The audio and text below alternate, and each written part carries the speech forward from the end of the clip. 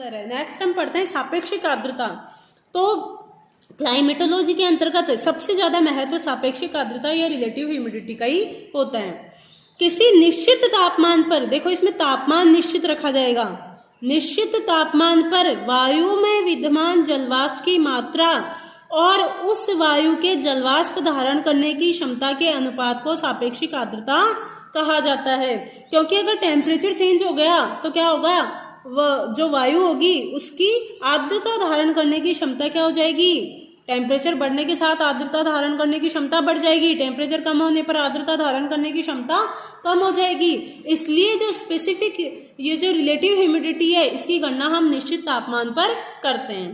तो निश्चित तापमान पर वायु में विद्यमान जलवाष्प की मात्रा और उसी वायु के जलवाष्प धारण करने की क्षमता के अनुपात को रिलेटिव ह्यूमिडिटी कहा जाता है। इसे प्रतिशत के रूप में व्यक्त किया जाता है। उदाहरण के लिए मान लो 30 डिग्री टेम्परेचर पर, टेम्परेचर स्थिर रख लिया हमने, 30 डिग्री टेम्परेचर पर किसी वायु के इकाई आयतन में विद्यमान जलवाष्प की मात्रा 5 ग्राम है और उसकी आर्द्रता धारण करने की क्षमता 10 ग्राम है, तो उसकी जो रिलेटिव ह्यूमिडिटी है वो 50% होगी। कैसे, सापेक्षिक आर्द्रता इज इक्वल टू निरपेक्ष आर्द्रता। निरपेक्ष आर्द्रता यानी वायु की आर्द्रता धारण करने, वायु में कितनी आर्द्रता है, आर्द्रता सामर्थ्य यानी आर्द्रता धारण करने की क्षमता। तो हम देख रहे हैं कि टेम्परेचर हमने स्थिर रख दिया, 30 डिग्री टेम्परेचर है, रिलेटिव ह्यूमिडिटी हमें ज्ञात करनी है और क्या दे रखा है, निरपेक्ष आर्द्रता दे रखी है कि इस टाइम इसमें कितनी आर्द्रता है। तो हम देख रहे हैं 5 ग्राम आर्द्रता है उसकी, ठीक है, 5 ग्राम उसकी एब्सोल्यूट ह्यूमिडिटी है और उसकी आर्द्रता धारण करने की क्षमता कितनी है, 10 ग्राम है।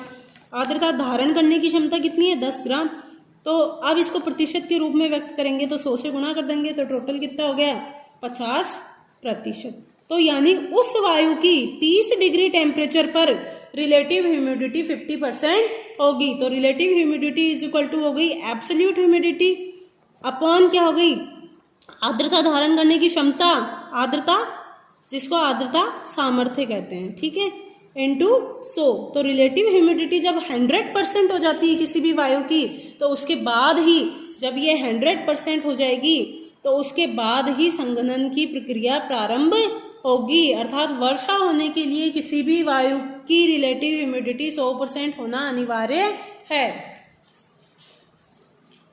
अब देखा जाए तो रिलेटिव ह्यूमिडिटी में 2 प्रकार से परिवर्तन हो सकता है। कैसे हो सकता है परिवर्तन, कि आर्द्रता सामर्थ्य जो होती है वो समानुपाती होती है टेम्परेचर की। तो हम तापमान में परिवर्तन कर कर रिलेटिव ह्यूमिडिटी को क्या कर सकते हैं, चेंज कर सकते हैं। दूसरा है आर्द्रता कितनी है, यानी एब्सोल्यूट ह्यूमिडिटी को बढ़ाकर भी हम रिलेटिव ह्यूमिडिटी को परिवर्तित कर सकते हैं। तो 2 प्रकार से रिलेटिव ह्यूमिडिटी को चेंज किया जा सकता है। यानी वायु में हम क्या करें, या तो वायु की आर्द्रता, वायु में जितनी आर्द्रता है उसमें और ज्यादा मॉइस्चर बढ़ा देंगे तो उसकी रिलेटिव ह्यूमिडिटी क्या हो जाएगी, बढ़ जाएगी।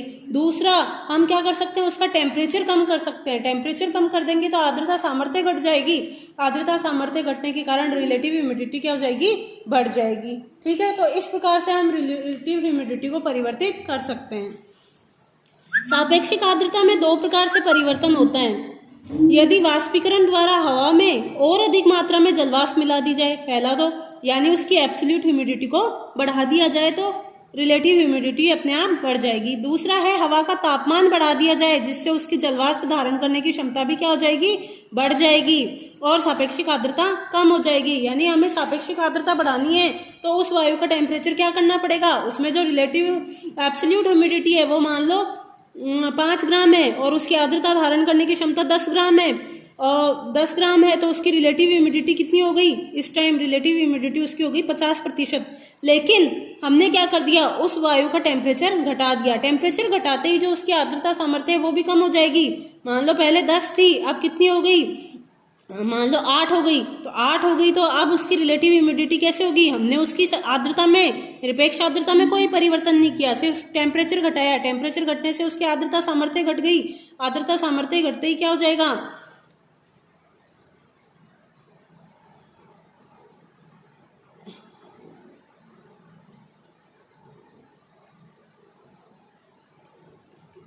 अब उसकी रिलेटिव ह्यूमिडिटी 50% से बढ़कर 62.5% हो जाएगी। जब हम इसका भाग देंगे तो ये 62.5 आएगी। तो इस प्रकार से हम रिलेटिव ह्यूमिडिटी में दो प्रकार से परिवर्तन कर सकते हैं। एक तो उसमें कहीं बाहर से क्या करें, आर्द्रता मिला दे, अर्थात उसकी एब्सोल्यूट ह्यूमिडिटी को बढ़ा दे। दूसरा हम कर सकते हैं उसकी टेम्परेचर को क्या कर दें, कम कर दे। टेम्परेचर को कम करते ही उसकी आर्द्रता सामर्थ्य भी कम हो जाएगी, जिसके कारण रिलेटिव ह्यूमिडिटी बढ़ जाएगी।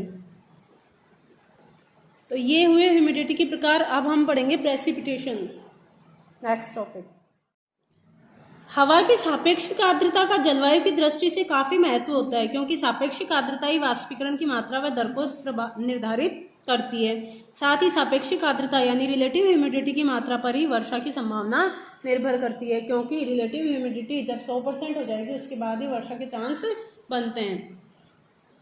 अब अगर क्षेत्रीय उसके विस्तार की बात करें, अक्षांशीय वितरण की बात करें, तो हम देखते हैं कि विषुवतरेखीय प्रदेशों में रिलेटिव ह्यूमिडिटी सर्वाधिक होती है और 30 डिग्री उत्तर व दक्षिणी अक्षांशों पर यह न्यून हो जाती है तथा उच्च अक्षांशों की ओर यह पुनः बढ़ने लगती है। विषुवतरेखीय क्षेत्रों पर टेम्परेचर अधिक होता है, जिसके कारण आर्द्रता जो होती है उसकी एब्सोल्यूट ह्यूमिडिटी क्या हो जाती है, बढ़ जाती है, जिसके कारण यहाँ पर सापेक्षिक आर्द्रता भी उच्च होती है। और उच्च अक्षांशों में टेम्परेचर कम होता है, जिसके कारण आर्द्रता ग्रहण करने की उसकी क्षमता घट जाती है, जिसके कारण रिलेटिव ह्यूमिडिटी क्या होती है, ज्यादा होती है।